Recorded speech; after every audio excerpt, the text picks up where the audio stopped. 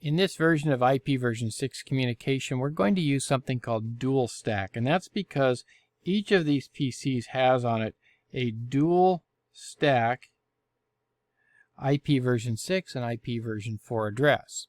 And it wants to communicate with something over here, a server over here, that also has those. So here's what it normally would do.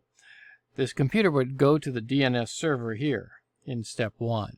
And it would say, please give me the IP address of whatever it is. Let's say this is example.com. Please give me the IP address for example.com. Well, this server is going to give it both addresses. So it will respond in step 2 here with both addresses. Now, normally what this computer would do would be to send out here an IPv6 packet. And if the IPv6 packet is responded to fine, then everything's all well and good.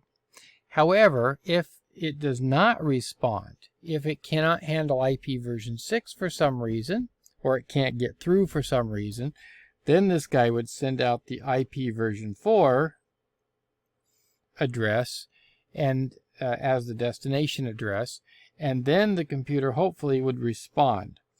Well, that's all well and good, except that now we've got a problem here. We've got 2 different exchanges, and that can take a lot of extra time and cause a lot of delay. So what do? Well, we do something quite interesting. If the application that's running on this computer that wants to communicate, such as the browser, for example, has a particular protocol on it, then it can do something interesting. And we call this Happy Eyeballs. That's actually the name of the protocol, by the way. So how do you make happy eyeballs as opposed to there? That's kind of happy ones, the eyebrows kind of raised and I guess let's just make a little smile. Happy Eyeballs.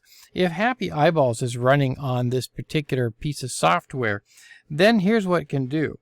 Once it goes to DNS and gets the IP addresses and that comes back, this thing can now send out both the IPv6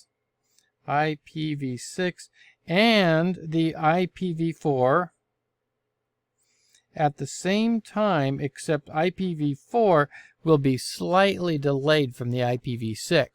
That way, if this thing over here cannot respond to the IPv6, cannot respond to 6, it will respond to 4 with very, very little delay. And so Happy Eyeballs save the day.